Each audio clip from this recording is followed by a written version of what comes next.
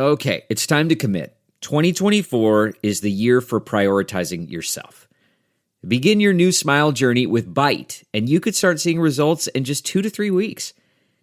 Just order your at-home impression kit today for only $14.95 at Byte.com. Byte clear liners are doctor-directed and delivered to your door. Treatment costs thousands less than braces, plus they offer financing options, accept eligible insurance, and you could pay with your HSA, FSA. Get 80% off your impression kit when you use code WONDERY at Byte.com. That's BYTE.com. Start your confidence journey today with Byte. Acast powers the world's best podcasts. Here's a show that we recommend. What is The Briefing Room? It's a behind-the-scenes look at how the criminal justice system works and the lives of the people within that system. If you love true crime, well, these are the real people who do the job every day of making sure justice is served. Hi, I'm Detective Dave. I'm Detective Dan. Together, we have decades of experience in local law enforcement, a profession that we think is often misunderstood. So we're going to explore how to do it right, and we won't shy away from when it's done wrong. These are stories you'll hear nowhere else. Unique, frank, and unvarnished. From the team that brought you Small Town Dicks, this is The Briefing Room. Episode 1 drops on August 30th. We'll meet you in the briefing room. Acast helps creators launch, grow, and monetize their podcasts everywhere. Acast.com.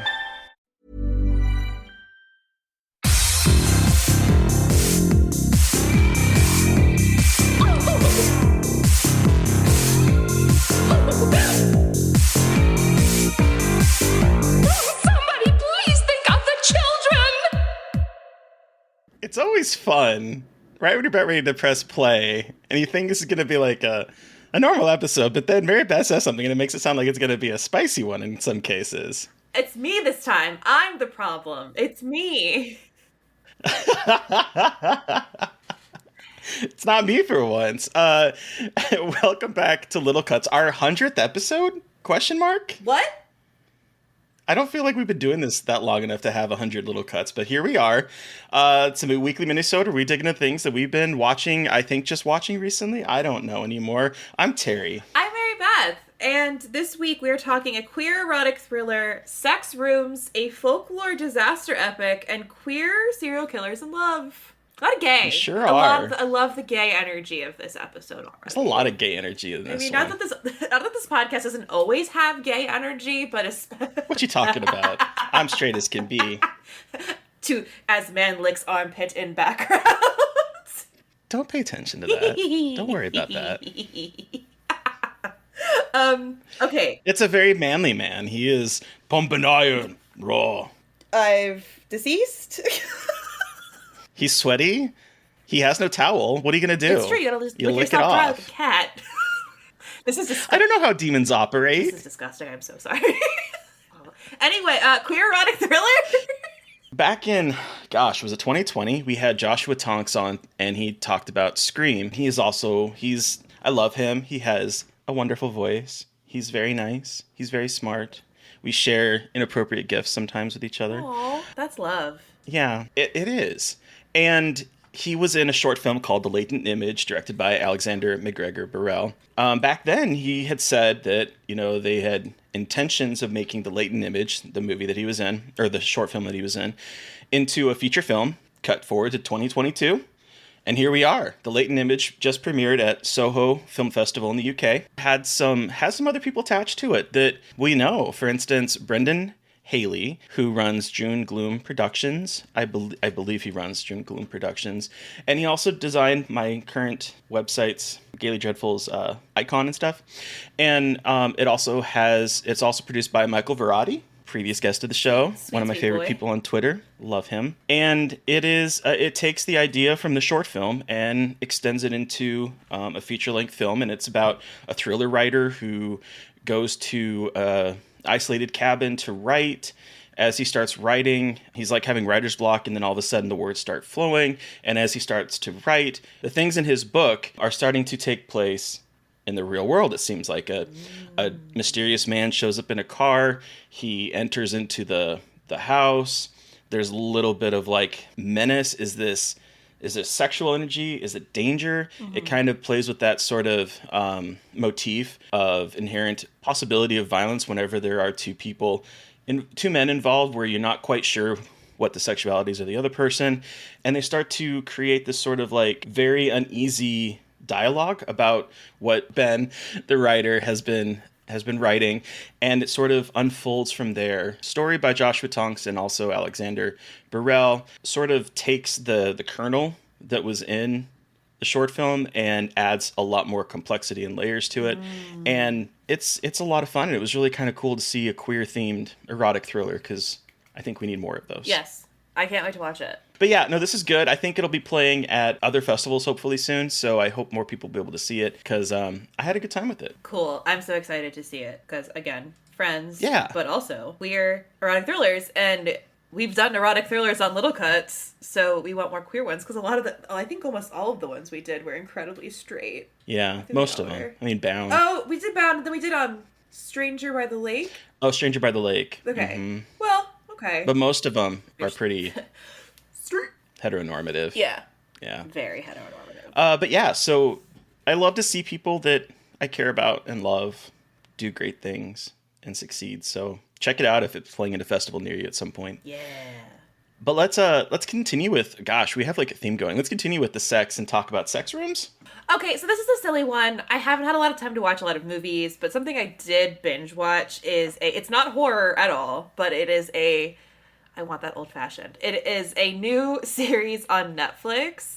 So I, with Steve and our best friends, we binge watched How to Build a Sex Room on Netflix. Okay. And it is the most charming, delightful thing I've ever watched. And so, Is it? you go into a show called How to Build a Sex Room with, some preconceived notions of what that's going to entail.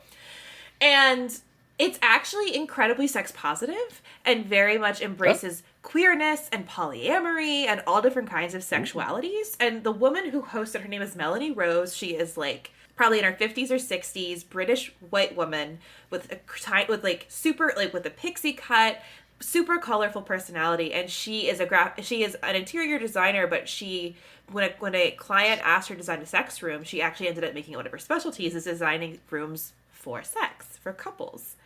And so each episode is dealing with a different couple with different needs. And so we have a lot of straight couples, but we also have a couple with a non-binary person and a cis woman. Ooh. We have a couple who are part of it's a polycule of 7 people, and she's building a sex room for them to all be able to have group sex comfortably. Oh, so is each episode a different? Sort of. So they all, different. So it's they usually overlap because there's 8 episodes and it's one couple per episode. They usually will do one couple and introduce a second one, and that'll go, and the second half of that second couple will go into the first one. So they overlap a little bit. Alias. Yeah. And there's also a segment of the Alias of sex rooms. Sorry. And then there's actually, even at the end, a woman who does not have a partner but wants a room where she can actually experience orgasm for the first time and learn how to pleasure herself after being in a marriage for over 20 years and never having achieved orgasm.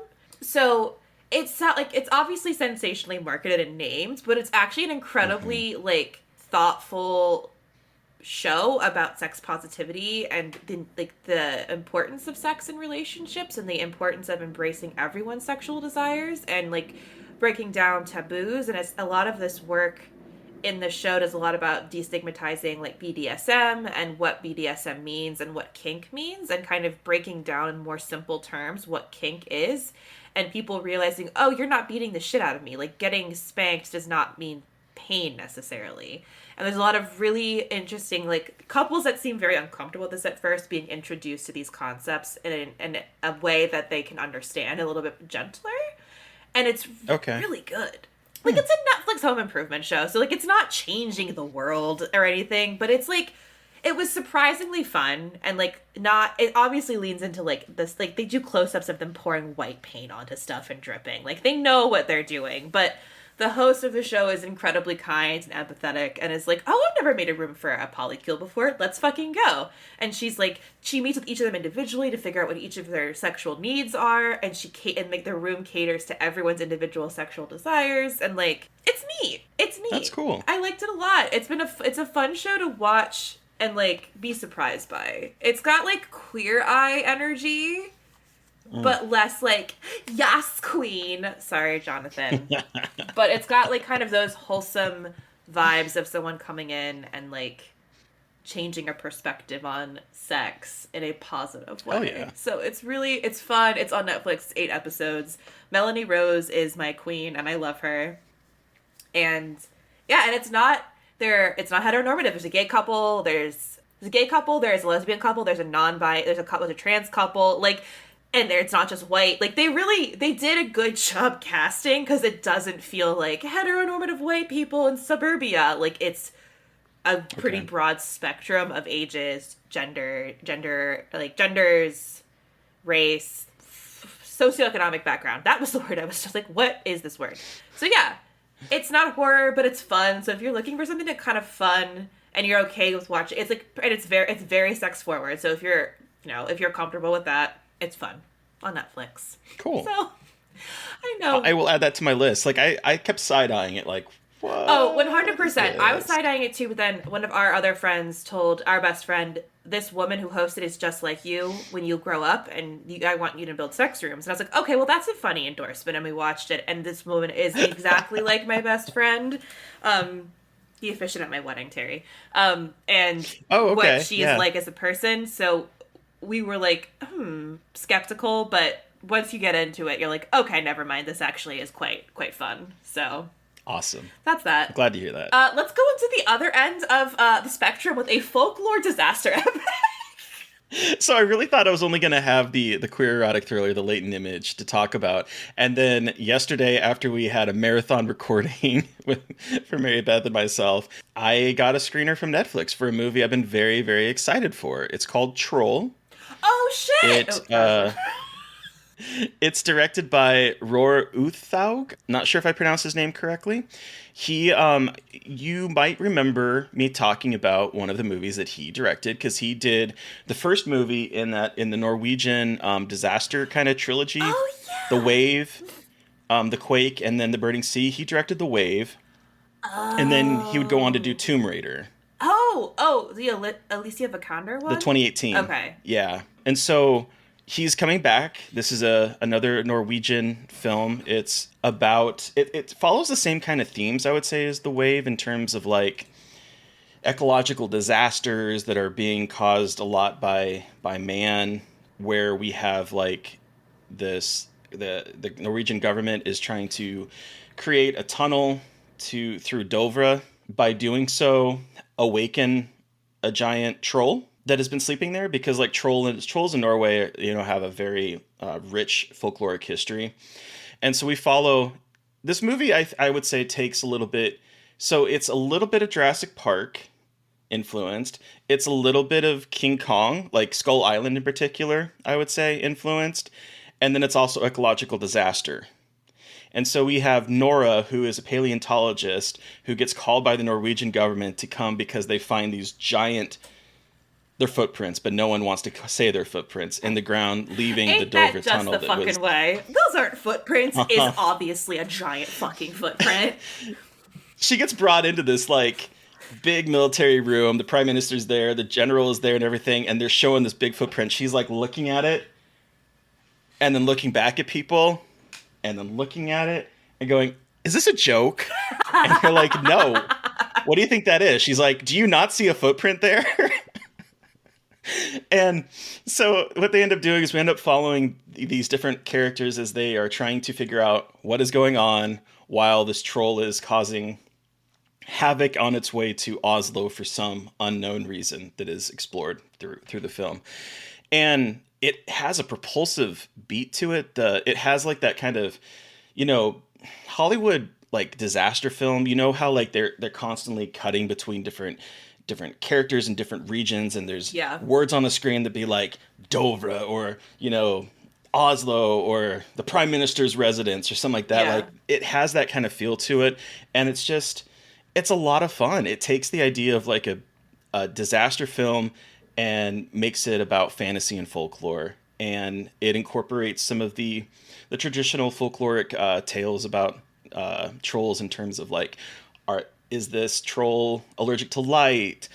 Do they not like bells? Do they like the smell of Christian blood? Like, are they attracted to eating Christians? And so there's like all this kind of stuff that the movie explores, and it's a lot of fun. Hell yeah. I've been super stoked for this because, like, I love Troll Hunter, and we don't have enough big troll movies, and I'm very excited for this one.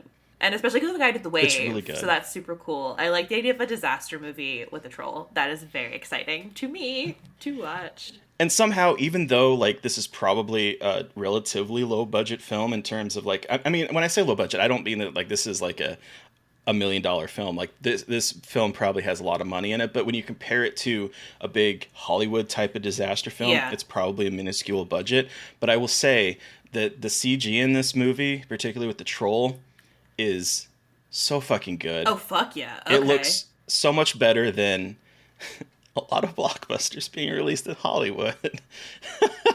Like, he fits in the screen. He fits on it, and he looks like he's part of it, not like he's standing in front of a green screen or the actors are standing in front of it. It looks great. I love this movie. It's a lot of fun. December 1st, it will be on Netflix. Oh, fuck yeah. Okay, cool. Ooh, that's so exciting. Yeah. Okay. Now apparently we're going to get spicy, which I was not prepared for. So, Mary Beth, what are we watching, and what was your impression of this film? I have to ask. Okay, so we watched Tragedy Girls from 2017, a movie that I've been very excited to watch, and I watched it, and I didn't dislike it. I didn't dislike it. Okay. But I did not think it was as smart as I think it is, as I think it thinks it is. Okay. I will counter that, but I'm curious. I'm curious to hear your points about it too, because I liked a lot about it. I think it's doing. I wish there were more about the characters. I feel like these two girls are a little. They're not, surface level doesn't feel right. There's something that I want more from these two characters.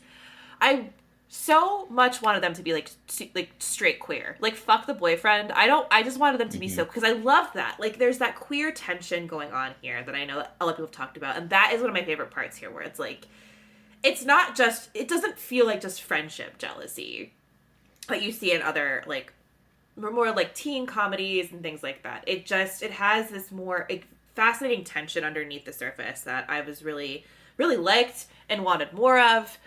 I think for 2017, I'm trying to remember that it's 2017, not 2022, and a lot has changed in 5 years. Like, as much as we like to think it's not a long period of time, like it's like how we interact on social media is so different, and it feels like it's trying too hard sometimes, which I know feels weird because I do love two girls who are very smart that no one suspects being murderers. Like, that's fucking rad as shit, and like they're manipulating the system in a fucked up way, and they're not like characters they're not good guys, and I love that. I love good teenage like female anti-heroes who you love, but they're also despicable. Like, I do love that, but there's just something about this movie that like it wasn't enough, and I'm still trying to figure out why that is, but it just like, I liked what it was doing, I enjoyed watching it, but I just think it was a little bit too surface level than what I was expecting.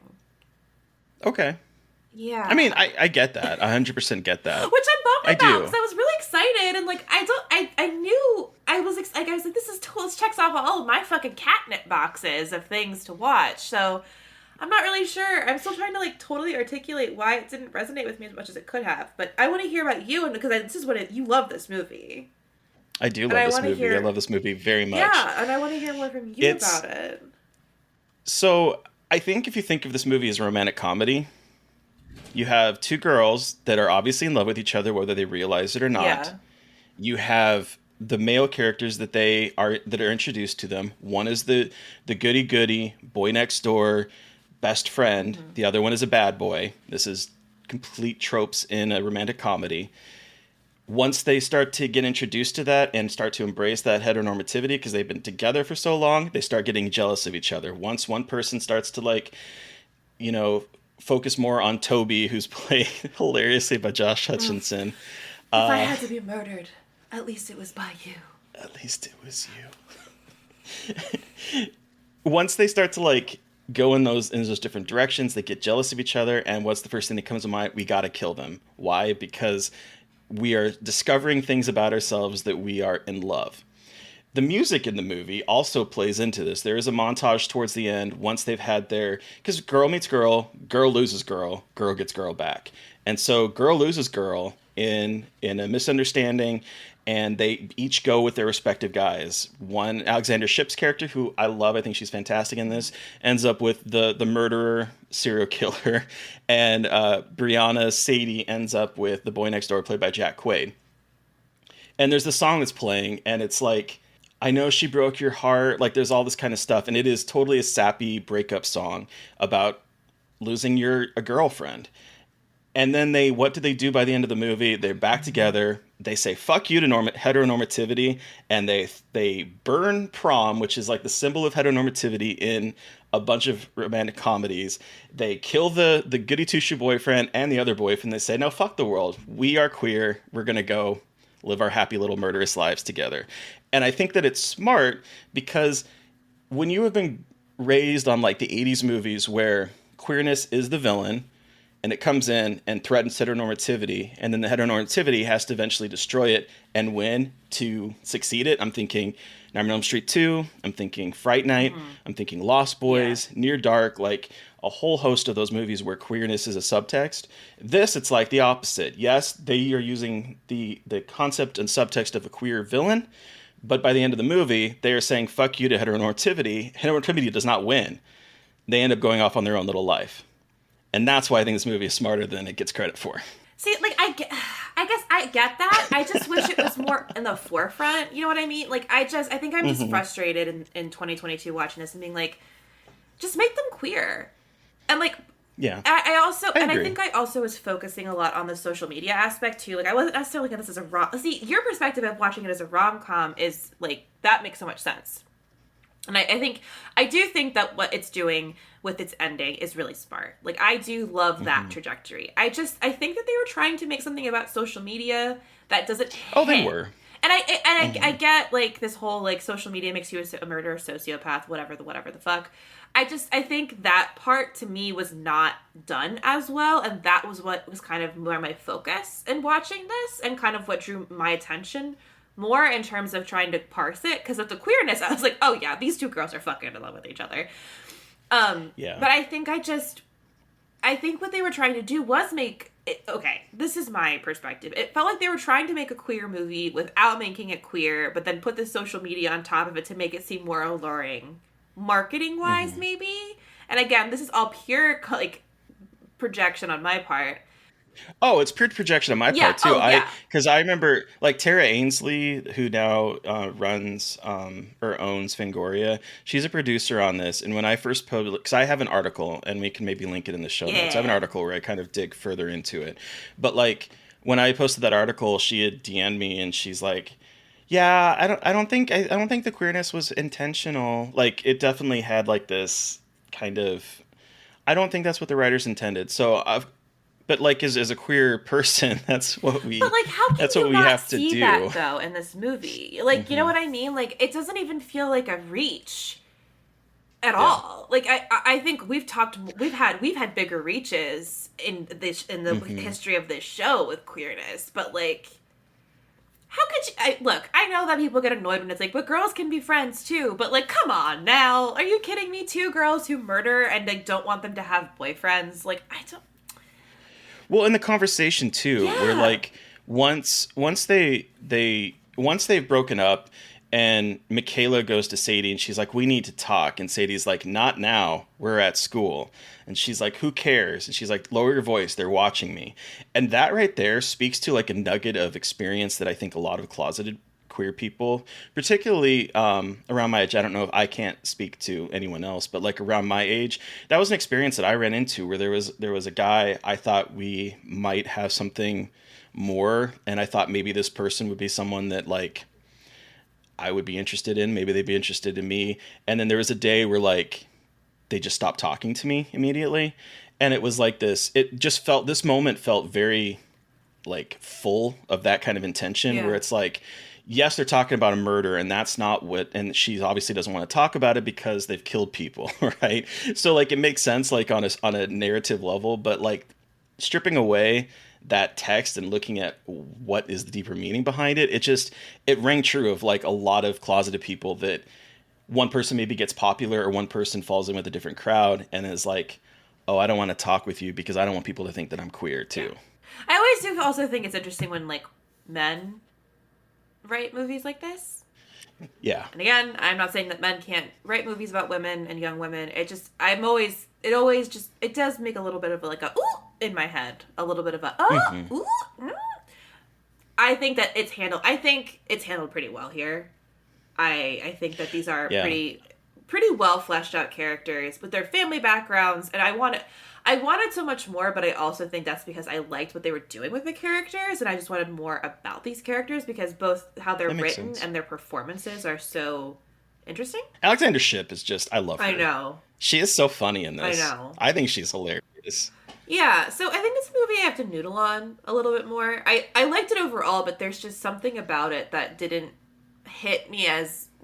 strike me as much as I think it struck you. I get that. But I'm glad I saw it. 100%. And I think it is an interesting kind of, I mean, goddamn, fucking Carrie shit with them chaining everyone in and burning down the prom. Iconic. I love it. And I love, regardless of if they think it's queer or not, some like girls coming together and beating like assumptions about internalized misogyny. And also, it's a white girl and a black girl. Like, we also don't ever see that kind of thing. And they don't, and I know, like, that's not really race is not a conversation in this movie, which I think is actually pretty forward thinking for a 2017 movie. Mm-hmm. But it's still, like, important to note, like, a black character or a black actor was put into this role, and it was just like, yeah, see, look, you can do these things, and it doesn't affect the quality of a movie. Like, actually, she's one of the best parts of the fucking movie. So it's just, it is, again, really amazing to see that and have like what the story is and the actors who portray it. Like, it's really awesome. So regardless of why it's not like a 5-star situation, I'm still like really impressed by it. See, I wasn't gonna come in here guns blazing and be like, you fucking sucked. Like, that would have been terrible. I would give you a little. I know, it was just it was the tone right before we hit record where you're like, I was like, and I'm really curious to hear your thoughts on Tragic Girls. So like, yeah. I know, like that pause. I know, it's like, I'm just not as excited about this one as Terry is. I feel bad, but it's just my truth. And, you know, we don't have to like everything. Obviously, like, there's so many movies where I'm the one that's like, yeah, Exorcist, The Shining, Martyrs, like, it happens. It's my turn to be. My turn to be the. I will say that, you know, yes, I do think that they were trying to make a movie about social media. However, I will also say that I do think we both know at least a couple people who have turned their social media presence into personal tragedy, and like that is all that they have, and they kind of benefit off of that. So I would say that in some situations, some of the critique felt a little bit on the nose. Yeah, and that's the thing. It's like, I think that they were trying to do a lot that didn't get like fully realized in my head. But I think they were on. It's a millennial movie that has young people that is at a time of Gen Z. Yeah, right? So it's. I would love to see. I want to see a sequel. I would love to see a sequel of these two women. I'm going to call them women. Two women going to college and like what their relationship involves and looks like. I think that'd be so cool. Make it textually queer. Please. Would be nice. Let them eat each other's pussies. Anyway,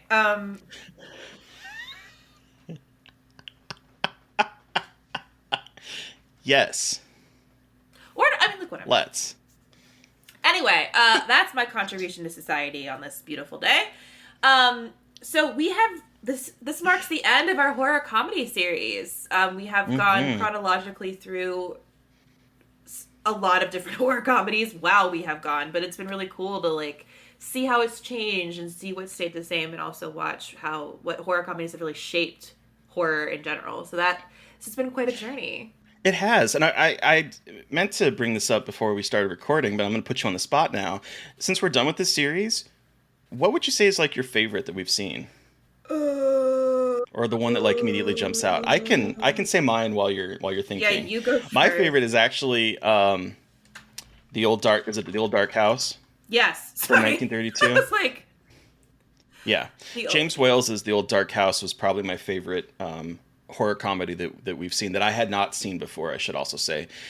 I thought that movie was absolutely gorgeous. Was both creating and lampooning the sort of like strangers in a house subgenre of horror. And I thought it was wicked. I really enjoyed that. That one surprised me more than I expected it to, for me personally. You know, the two that popped into my head are not necessarily ones that were like good, but it was it was the Spanish horror comedy that we watched. Oh yeah, The Spectre's Road. What it was called? Yes, The Spectre's Road, and I think I think just because it was a horror comedy from not America, and I think it was just really cool to see that, and like what comedy looks like, and like an early horror comedy looks like, not in the U.S.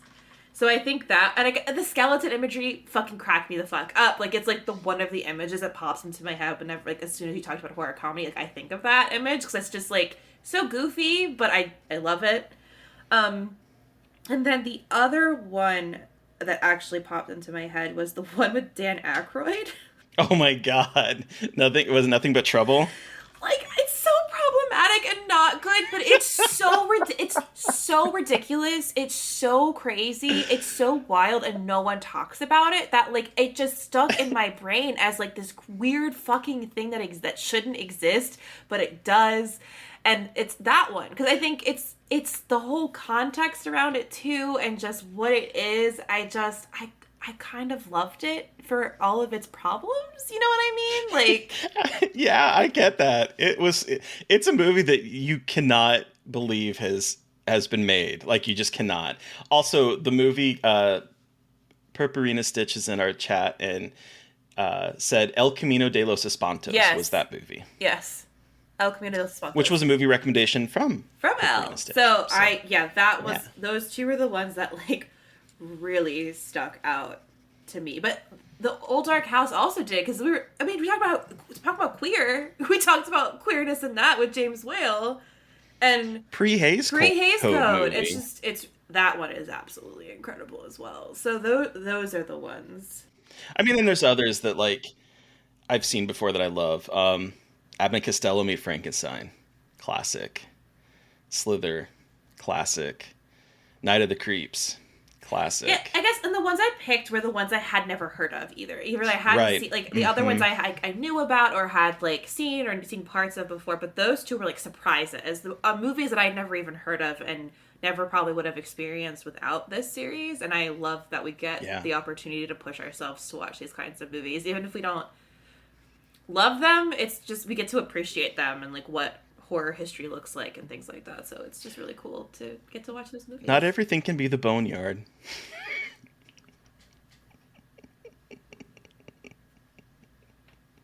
Just the poodle is not as in it as much as I thought it was going to be. Yeah. It's unfortunate. It really is unfortunate. But, we can't have it all. We can't have it all.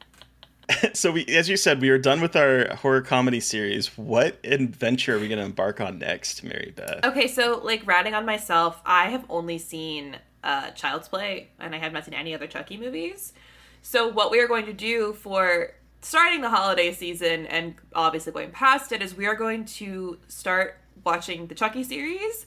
We have already talked about Child's Play, the first one, on the podcast, so we're going to start with Child's Play 2. So if you want to go back and listen to our Child's Play 1 episode, it's pretty early on. You can go find that. It's a more in-depth discussion with a guest. And then, but we're starting with Child's Play 2 and then watching all of them for my benefit and my education. And my benefit, because your benefit. I'm very excited. I am very them. excited. It's so funny. We always talk about this at my my favorite record store. Literally had the fucking Blu-ray 7 movie collection of Chucky. So I think I have that exact one somewhere. Yeah, and I'm super stoked. Really, you know what I'm most excited for? Jennifer Tilly. So I just can't once wait. we get to Bride of Chucky. I can't fucking wait. So I'm very excited for this series, so I can finally heal up some spots that are empty in my horror knowledge. But then, who are we talking to on Monday? We are talking with podcaster and YouTuber Bobby Torres. He's the host of the Bobby Likes It Spooky YouTube series. He's also a co-host on a couple podcasts. And he brought with him, the 1990 miniseries It. Yeah. So, read my Letterboxd review of It, and that'll give you a preview of my journey with that movie. But yeah, so we talk about that. We talk about the book, because the book is Terry's favorite novel.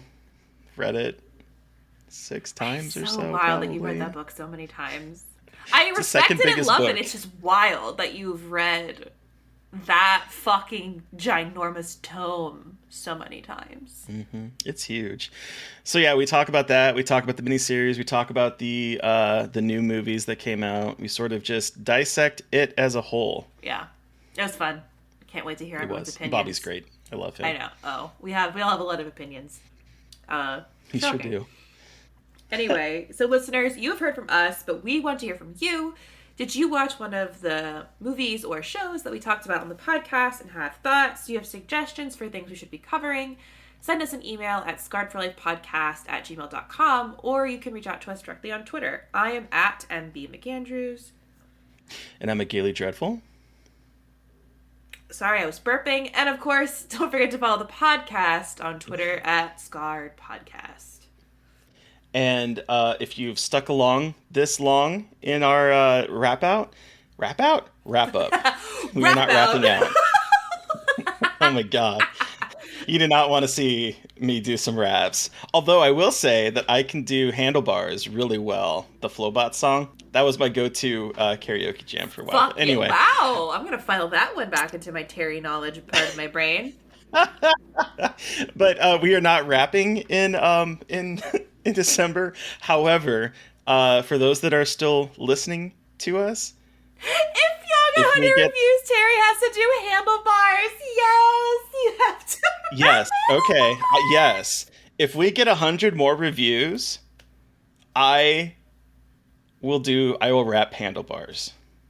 I will debase myself for our followers and rap that song. That's marketing, baby. I will do that. Absolutely. So 100 reviews, not 100 total reviews, 100 reviews from now, I will do that. Get cracking. But Patreon. If you are a Patreon subscriber, we got a lot coming for you. On the first, you're going to get a seltzer for life. And boy, was it a choice. We had a bad time. It was a choice. You're 0 for 2. For both of us. 0 for 2. As a preview. On the 7th, you're going to have a fucking 2-hour discussion of Soft and Quiet. Did we mean to talk for 2 hours? Did not expect it to go that long. No. Is it a good conversation? Yes. We didn't have a plan. We just didn't have that long of a plan. But it's great. It's a great episode. It really is. So yeah, you'll have 2 hours of that coming for the Fresh Wound subscribers. And also we're just doing a bonus episode because we love you. So Fresh Wound subscribers, on the following Wednesday, what is that, the 14th, we're also releasing a mini-sode spoiler cast of Barbarian. Got a lot coming your way. So much content for you. Tell your friends about the content and have them My camera's decided to not focus on me. Okay, cool. That got worse. There we go.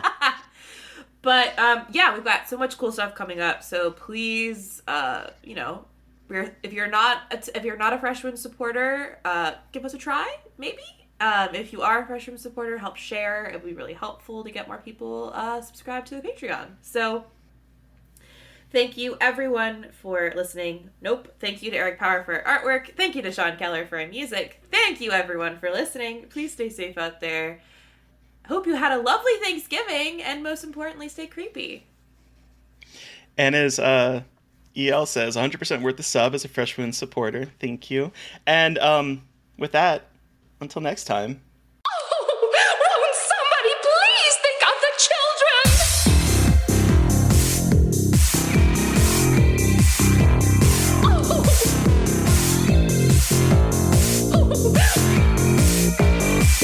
Won't somebody please think of the children?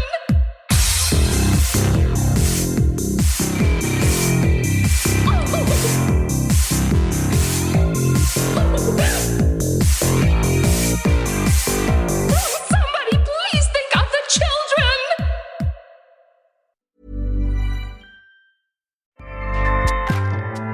Acast powers the world's best podcasts. Here's a show that we recommend. What is the briefing room? It's a behind-the-scenes look at how the criminal justice system works and the lives of the people within that system. If you love true crime, well, these are the real people who do the job every day of making sure justice is served. Hi, I'm Detective Dave. I'm Detective Dan. Together, we have decades of experience in local law enforcement, a profession that we think is often misunderstood. So we're going to explore how to do it right, and we won't shy away from when it's done wrong. These are stories you'll hear nowhere else. Unique, frank, and unvarnished. From the team that brought you Small Town Dicks, this is The Briefing Room. Episode 1 drops on August 30th. We'll meet you in the briefing room. Acast helps creators launch, grow, and monetize their podcasts everywhere. Acast.com.